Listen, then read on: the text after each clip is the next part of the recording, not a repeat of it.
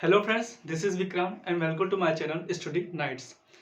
मैं अपना आज जो स्टार्ट करने वाला हूँ पहली वीडियो, वो भूगोल विषय से स्टार्ट हो रहा है। क्योंकि अगर आप भूगोल विषय को समझ लेते हैं, इससे आप हिस्ट्री को, एनवायरनमेंट को और साइंस को समझने में आसानी होती है। कहीं ना कहीं वो डायरेक्टली इनडायरेक्टली उससे रिलेटेड है। तो स्टार्ट करें। मेरा जो ये वीडियो है विशेषकर टारगेट किया गया है यूपीपी और यूपी टेट को लेकर, क्योंकि यूपी टेट में ईवीएस का पोर्शन काफ़ी ब्रॉड है। उसमें एनवायरनमेंट है, साइंस है, ज्योग्राफी है, पॉलिटी है, इकोनॉमिक्स है। और वैसे यूपीवी में उसका जीके स्टार्ट करते हैं। ठीक है, रेडी।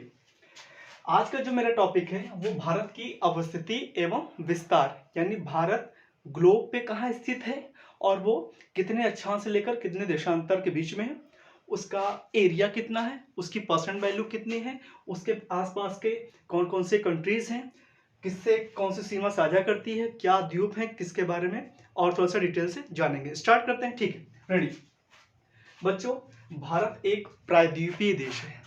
प्रायद्वीपीय का मतलब ये होता है कि वो स्थलखंड जो तीन तरफ से जलराशि से घिरा हो, उसको क्या कहते हैं? प्रायद्वीपीय देश। तो भारत तो एक प्रायद्वीपीय देश है, किंतु अगर इसकी शेप पूछी जाए, आकार किस प्रकार का है, तो चतुष्कोणीय है। चतुष्कोणीय का मतलब आप यहां से इसको, फिर यहाँ, फिर इधर, फिर इधर, तो ये कहीं ना कहीं एक आपको वर्ग की शेप यानी चतुष्कोणीय चार कोणों वाली एक भुजा को दिखा रहा है। ठीक है। अब देखिए बच्चों, भारत की अवस्थिति एवं विस्तार को जब ग्लोब पर हम देखेंगे तो ये ग्लोब है। अब ग्लोब में आपको पता है बीच से जो रेखा गई उसको क्या कहेंगे? भूमध्य रेखा यानी विषुवत रेखा। और इसके ऊपर को उत्तरी और नीचे वाले को भूमध्य रेखा के क्या कहेंगे? दक्षिणी। तो ऊपर जो रेखा जाती है उसको अक्षांशीय रेखा कहते हैं, उत्तरी अक्षांश। वैसे ही भूमध्य रेखा के जो नीचे जाते हैं उसको क्या कहते हैं? दक्षिणी अक्षांश।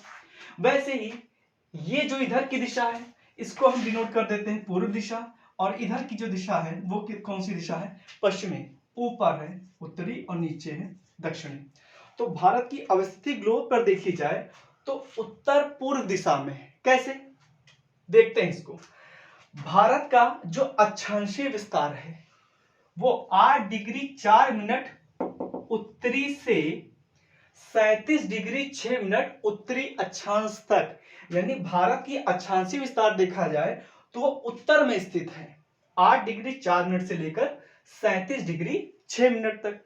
वैसे ही भारत का देशांतरीय विस्तार देखा जाए तो 68 डिग्री 7 मिनट से लेकर 97 डिग्री 25 मिनट तक पूर्वी देशांतर तक, यानी भारत पूर्वी देशांतर से चालू होकर पूर्वी देशांतर तक ही खत्म हो जाता है।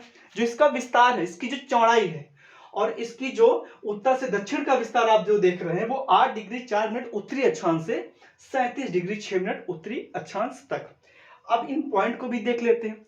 भारत की जो मुख्य भूमि का जो विस्तार है उसकी शुरुआत कन्याकुमारी के पास से होती है, और कन्याकुमारी तमिलनाडु का क्षेत्र है। तो ये 8 डिग्री 4 मिनट से लेकर 37 डिग्री 6 मिनट। उत्तरी अक्षांश भारत का ये जो क्षेत्र है ये है बच्चों लद्दाख। पहले तो ये था जम्मू एंड कश्मीर का, किंतु 31 अक्टूबर 2019 को दो यूनियन टेरिटरीज बनाई गई, यानी दो केंद्र शासित प्रदेश। तो देखा जाए भारत में 28 राज्य हैं और 8 केंद्र शासित प्रदेश हैं। ठीक है। तो ये दो यूनियन टेरिटरीज बनाई गई। तो ये हो गया लद्दाख और इधर हो गया जम्मू एंड कश्मीर। तो एक डेटा आप ये भी जान लो कि भारत का सबसे बड़ा केंद्र शासित प्रदेश कौन है, तो वो हो गया लद्दाख, जो कि पहले कौन सा था? अंडमान और निकोबार।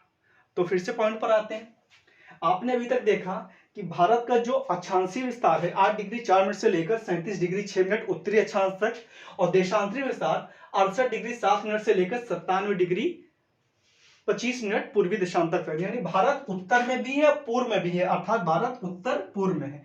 तो भारत की दिशा मैं लिख देता हूं, भारत की दिशा ग्लोब पर किस दिशा में इंडिकेट करता है? उत्तर पूर्व दिशा में भारत अवस्थित है। अब भारत का विस्तार देख लेते हैं।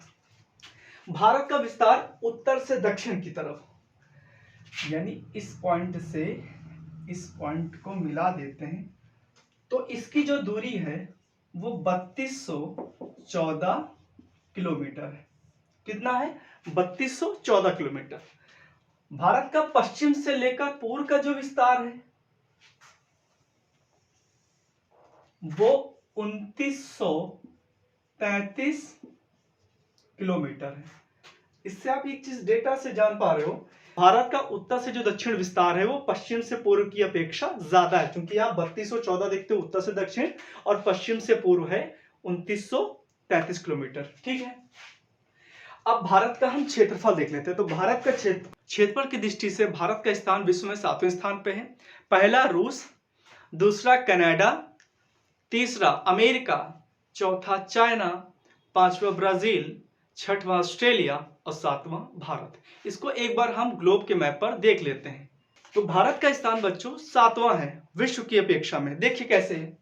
पहला है रूस, सबसे बड़ा क्षेत्रफल में देश में देखा जाए रूस के बाद अमेरिका महाद्वीप का दूसरा है कनाडा। तो रूस के बाद कौन से पर आ गए? कनाडा पर। कनाडा के जस्ट नीचे अमेरिका, तीसरा स्थान किसका है? अमेरिका का। अमेरिका के बाद में चौथा स्थान चाइना का है। चाइना कहां पर है? भारत के जस्ट ऊपर। चौथा किसका स्थान है? चाइना का है। चाइना के बाद में पांचवा स्थान जिसका है वो है ब्राजील का, और ब्राजील आपको पता है वो किसका भाग है? दक्षिण अमेरिका का। पांचवा कौन सा है? ब्राजील। और छठा है ऑस्ट्रेलिया, और सातवां हमारा प्यारा भारत, सातवां स्थान। एक बार जल्दी से देख लेते हैं सातों क्रम। रूस, Canada, America, China, Brazil, Australia, Bharat. रूस, Canada, America, China, Brazil, Australia, Bharat, ये सातों क्रम थे। ठीक है, फिर से आते अपने पॉइंट पर। तो आपने देखा भारत का 7वां स्थान है विश्व में क्षेत्रफल की दृष्टि से। अब भारत का 7वां स्थान है क्षेत्रफल की दृष्टि से, तो परसेंट वैल्यू ये कितनी रखता है? 2.4%। भारत का अगर क्षेत्रफल विश्व के परिप्रेक्ष्य पे देखा जाए तो 2.4% रखता है। वही भारत का क्षेत्रफल कितना है? भाई आपने स्थान देख लिया विश्व पर, क्षेत्रफल किलोमीटर में कितना है? तो 32,87,263 वर्ग किलोमीटर।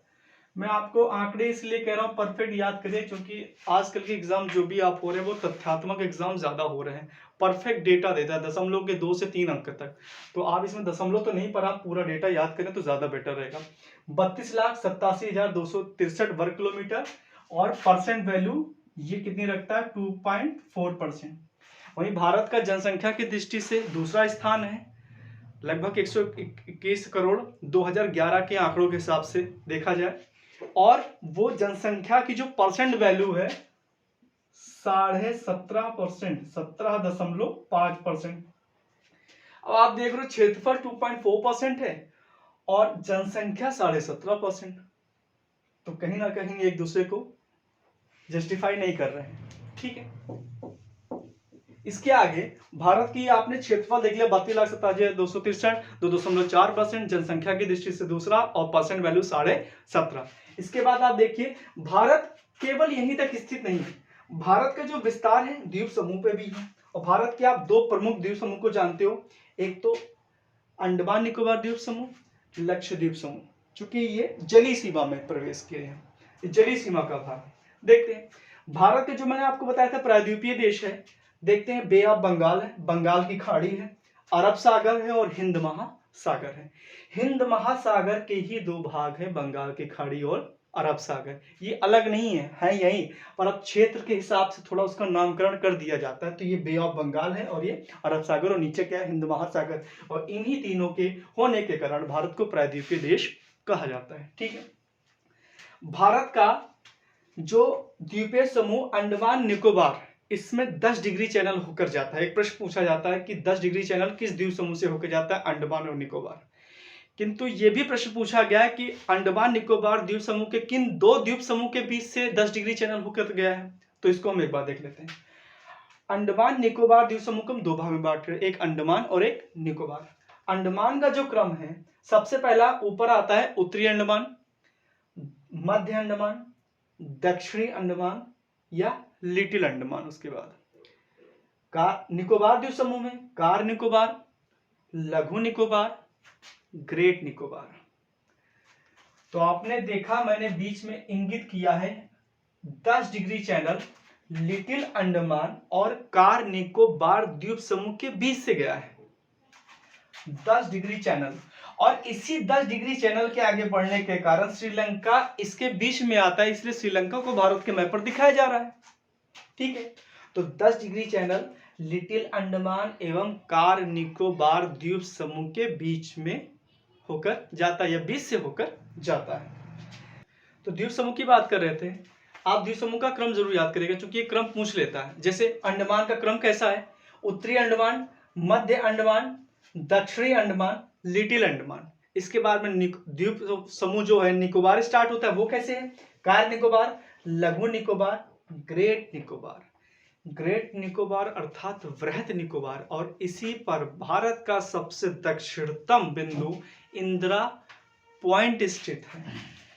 ग्रेट निकोबार पे क्या स्थित है, इंदिरा पॉइंट। इंदिरा पॉइंट को ही पहले पिग्मेलियन पॉइंट कहा जाता था। क्या कहा जाता था, पिग्मेलियन पॉइंट। और इंदिरा पॉइंट कहाँ अवस्थित है, ग्रेट निकोबार द्वीप समूह पर। और ये ग्रेट निकोबार जो अक्षांशीय क्षमता रखता है या अक्षांशीय विस्तार रखता है वो 6 डिग्री 4 मिनट, अर्थात देखा जाए भारत का विस्तार जो चालू होता है वो 6 डिग्री 4 मिनट से ही स्टार्ट हो जाता है, किंतु मुख्य भूमि जो हम लेते हैं वो 8 डिग्री 4 मिनट से लेकर 37 डिग्री 6 मिनट के बीच में हम लेते हैं। ठीक है, तो भारत का सबसे दक्षिणतम अगर मुख्य भूमि की बात ना कही जाए तो वो कौन सा है, इंदिरा पॉइंट। यानी भारत का जो विस्तार है वो इंदिरा पॉइंट से लेकर इंदिरा कॉल तक है, और देशांतरीय विस्तार जो है 68 डिग्री 7 मिनट से लेकर 97 डिग्री 25 मिनट, और इसका नामकरण है 68 डिग्री 7 मिनट जो है वो गुजरात का क्षेत्र है और वो स्थान है गोरमोता। और जो पूर्वी विस्तार है सबसे वो 97 डिग्री 25 मिनट अरुणाचल प्रदेश का भाग है किबतू, जो इस पॉइंट पर समाप्त होता है। और अरुणाचल प्रदेश का यही भाग है, यहीं पर मैकमोहन रेखा भी अवस्थित है, और मैकमोहन रेखा दो देशों के बीच में है, भारत और चाइना के बीच में। ठीक है, अब अंडमान निकोबार की आपने चीजें देख ली, इधर हम देख लेते हैं भारत का एक और द्वीप समूह लक्षद्वीप। अरब सागर में अवस्थित लक्षद्वीप ये केरल का कोच्चि है उसके पश्चिम में स्थित है। प्रश्न पूछा जाता है कि लक्षद्वीप केरल के किस दिशा में है, पश्चिम में कि पूर्व में कि उत्तर में कि उत्तर पूर्व में कि दक्षिण पूर्व में, तो वो पश्चिम में स्थित है। आप देखते हैं ये पश्चिम में ही है। अब जो लक्षद्वीप उसी का एक भाग है मिनिकॉय, इन दोनों के बीच से एक अक्षांशीय रेखा होकर गुजरती है जिसको 9 डिग्री चैनल कहा जाता है। चैनल अर्थात जल संधि हिंदी में कहा जाता है, और जल संधि का अभिप्राय होता है कि जल राशियों को जो जोड़े और स्थल भाग को अलग करे। तो मिनिकॉय और मालदीव के बीच में एक अक्षांशीय रेखा होकर जाती है, उसको 8 डिग्री चैनल कहा जाता है। तो 8 डिग्री चैनल मिनिकॉय और मालदीव के बीच में, और 9 डिग्री चैनल लक्षद्वीप और मिनिकॉय के बीच में। 10 डिग्री चैनल लिटिल अंडमान और कार निकोबार के बीच से होकर जाती है। अंडमान निकोबार की राजधानी पोर्ट ब्लेयर है और लक्षद्वीप की राजधानी कवारत्ती है। ठीक है, अब हम देख लेते हैं भारत की मानक समय रेखा। हर एक देश का अपना मानक समय रेखा होता है, और भारत की जो मानक समय रेखा देखी गई वो ली गई है, जो वो लंदन से डिसाइड की गई है। लंदन की टेम्स नदी से होकर ग्रीनविच रेखा जो गई है उससे भारत 5.5 घंटा आगे है। ठीक है, तो भारत की जो मानक समय रेखा है वो 5 राज्यों से होकर जाती है। वो 5 राज्य कौन से हैं उन क्रम को हम देखते हैं, और उस क्रम को पहले मैं आपको यहां दिखाऊंगा, किंतु मैंने राज्य को शो नहीं किया तो मैं फिर मैप में भी आपको दर्शाऊंगा। एक बार देख लेते हैं, भारत की जो मानक समय रेखा है वो 5 राज्यों से होकर गई है। तो पहले मैं डेटा में लिख लेता हूं कि वो 5 राज्य हैं। पहला राज्य आपको पता है नेपाल के नीचे कौन सा पड़ता है, उत्तर प्रदेश। उत्तर प्रदेश का से सीमा साझा करता है मध्य प्रदेश, उत्तर प्रदेश, फिर मध्य प्रदेश। मध्य प्रदेश, अब आपको पता है मध्य प्रदेश से छत्तीसगढ़ राज्य अलग हुआ था। मध्य प्रदेश से अलग कौन हुआ था, छत्तीसगढ़। मध्य प्रदेश, छत्तीसगढ़, और छत्तीसगढ़ से ही सीमा साझा किसकी करती है, उड़ीसा, और उड़ीसा के नीचे ही कौन सा है, आंध्र प्रदेश। ये 5 राज्य, उत्तर प्रदेश, मध्य प्रदेश, छत्तीसगढ़, उड़ीसा, आंध्र प्रदेश। एक बार इसको मैप पर भी देखो। ये आपको भारत का मैप दिख रहा है, किंतु ये अपडेटेड मैप नहीं है, चूंकि 31 अक्टूबर 2019 के बाद में 2 केंद्र शासित प्रदेश बना दिए गए हैं। वो कौन से हैं? लक्षद्वीप और जम्मू कश्मीर। दादर और नागर हवेली और दमन द्वीप को भी मिला दिया गया और उसकी संयुक्त राजधानी दमन को घोषित किया गया है। मानक समय रेखा की बात करें तो वो 5 राज्यों से होकर जाती है। वो 5 राज्य किस प्रकार से हैं देखिएगा। ये मानक समय रेखा, इसको अगर हम दिखाएं तो 82.5 डिग्री मानक समय रेखा 82.5 डिग्री है। पहला ये उत्तर प्रदेश, उत्तर प्रदेश के नीचे आप ये देख रहे हैं, ये कौन सा राज्य? मध्य प्रदेश, येलो येलो आपको दिख रहा है। उत्तर प्रदेश, मध्य प्रदेश, छत्तीसगढ़, छत्तीसगढ़ के नीचे उड़ीसा, उड़ीसा के नीचे आंध्र प्रदेश। तो पहला है उत्तर प्रदेश, सेकंड मध्य प्रदेश, तीसरा छत्तीसगढ़, चौथा उड़ीसा और पांचवा आंध्र प्रदेश। तो ये 5 राज्य हैं। एक बार पुनः देख लेते हैं। उत्तर प्रदेश, मध्य प्रदेश, छत्तीसगढ़, उड़ीसा, आंध्र प्रदेश। आपको कंफ्यूज करने के लिए वो झारखंड भी दे देगा, किंतु झारखंड नहीं है। उत्तर प्रदेश, मध्य प्रदेश, छत्तीसगढ़, उड़ीसा, आंध्र प्रदेश। अपने फिर से पॉइंट पर आते हैं। तो मानक समय रेखा के बाद में अब हम देख लेते हैं भारत की कर्क रेखा। भारत से कर्क रेखा होकर जाती है। 3 रेखाएं होती हैं ग्लोब में, भूमध्य रेखा, कर्क रेखा और मकर रेखा। तो कर्क रेखा भारत के 8 राज्यों से होकर जाती है। कर्क रेखा कितने राज्यों से होकर जाती है? 8 राज्यों से। वो कहां से स्टार्ट होती है देखते हैं। सबसे पहला गुजरात, गुजरात से भाई चालू हुआ। गुजरात के बाद में आया कहां? राजस्थान, राजस्थान के बाद में मध्य प्रदेश, मध्य प्रदेश के बाद में छत्तीसगढ़। मध्य प्रदेश से छत्तीसगढ़ अलग हुआ था। छत्तीसगढ़ के बाद में झारखंड, झारखंड किससे अलग हुआ था? बिहार से। झारखंड के बाद में पश्चिम बंगाल और 2 राज्य हैं नॉर्थ ईस्ट के, उत्तर पूर्वी राज्य। वो कौन से? त्रिपुरा और मिजोरम। ये हो गए 8। देखते हैं। गुजरात पहला, राजस्थान दूसरा, मध्य प्रदेश तीसरा, छत्तीसगढ़ चौथा, झारखंड पांचवा, छठा है पश्चिम बंगाल, 7वां त्रिपुरा और 8वां मिजोरम। एक बार फिर से क्रम देख लेते हैं। पहला गुजरात, दूसरा राजस्थान, तीसरा मध्य प्रदेश, चौथा छत्तीसगढ़, पांचवा झारखंड, छठवां पश्चिम बंगाल, 7वां त्रिपुरा, 8वां मिजोरम। गुजरात, राजस्थान, मध्य प्रदेश, छत्तीसगढ़, झारखंड, पश्चिम बंगाल, त्रिपुरा, मिजोरम। गेम शो से चालू करते हुए थारा भाई जोगिंदर राजस्थान मैच करते हुए मध्य प्रदेश में शिवराज सिंह चौहान से मिलते हुए छत्तीसगढ़ हम पहुंचे हुए हैं। और छत्तीसगढ़ की एक फेमस डिश है, खाते समय वो लाल चींटियों की चटनी बना के खाते हैं। तो छत्तीसगढ़ से होते हुए झारखंडिया लोगों से मिलकर, धोनी जी से मिलकर झारखंड के आगे पश्चिम बंगाल, सुंदरी रसगुल्ला वहाँ का फेमस है, और झींगा मछली, यानी वहाँ चावल और मछली को इनका फेवरेट फूड है। क्योंकि इनकी जलवायु ऐसी कि इनके पास ज़्यादा संसाधन है नहीं, तो मछली और चावल ये ज़्यादा खाते हैं। झींगा मछली है और सुंदरी आपको बताया छेना। पश्चिम बंगाल के बाद में त्रिपुरा और मिजोरम। त्रिपुरा की एक जानकारी यह है कि त्रिपुरा 3 तरफ से बांग्लादेश से घिरा हुआ है, और त्रिपुरा के बगल में क्या है? मिजोरम। ये 8 राज्य का क्रम आपने देखा। गुजरात, राजस्थान, मध्य प्रदेश, छत्तीसगढ़, झारखंड, पश्चिम बंगाल, त्रिपुरा, मिजोरम। ये 8 क्रम हो गए।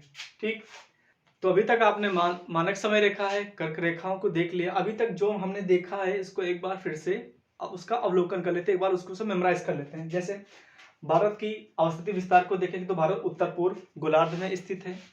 भारत उत्तर पूर्व गोलार्ध में स्थित है। भारत की जो अक्षांशीय विस्तार है वो 8 डिग्री 4 मिनट उत्तरी अक्षांश से 37 डिग्री 6 मिनट उत्तरी अक्षांश तक, 68 डिग्री 7 मिनट पूर्वी देशांतर से लेकर 97 डिग्री पूर्वी देशांतर तक। सबसे उत्तरतम पॉइंट इंदिरा कॉल, सबसे दक्षिणतम पॉइंट इंदिरा पॉइंट, जो कि ग्रेट निकोबार द्वीप समूह पर स्थित है। सबसे पश्चिमतम पॉइंट भारत का गुजरात, गुजरात में एक स्थान पड़ता है गोरमोता, और यहीं से 68 डिग्री 7 मिनट देशांतर स्टार्ट होता है, और 97 डिग्री 25 मिनट अरुणाचल प्रदेश का एक भाग है किबतू, यानी गोरमोता से किबतू तक, और इंदिरा कॉल से लेकर इंदिरा पॉइंट तक भारत है। इसके बाद में हमने भारत के द्वीप समूह को देखा, अंडमान निकोबार द्वीप समूह, 10 डिग्री चैनल अंडमान और निकोबार द्वीप समूह के से होकर जाती है, और विशेषकर ये लिटिल अंडमान और कार निकोबार द्वीप समूह से होकर जाती है। वही हम देख लेते हैं एक और द्वीप समूह लक्षद्वीप, जिसमें लक्षद्वीप और मिनिकॉय के बीच से 9 डिग्री चैनल और मिनिकॉय और मालदीव से बीच से होकर 8 डिग्री चैनल जाती है। ठीक है बच्चों, तो आज का सेशन यही समाप्त रहा। अगले सेशन में भारत के पड़ोसी देश, उसके बाद में पड़ोसी देश के बाद में हम पर्वत, पठार, नदियां, ऐसे ही क्रम में आगे बढ़ते चलेंगे। धन्यवाद। यदि वीडियो आपको अच्छी लगी हो तो लाइक एंड सब्सक्राइब जरूर करें। Thank you.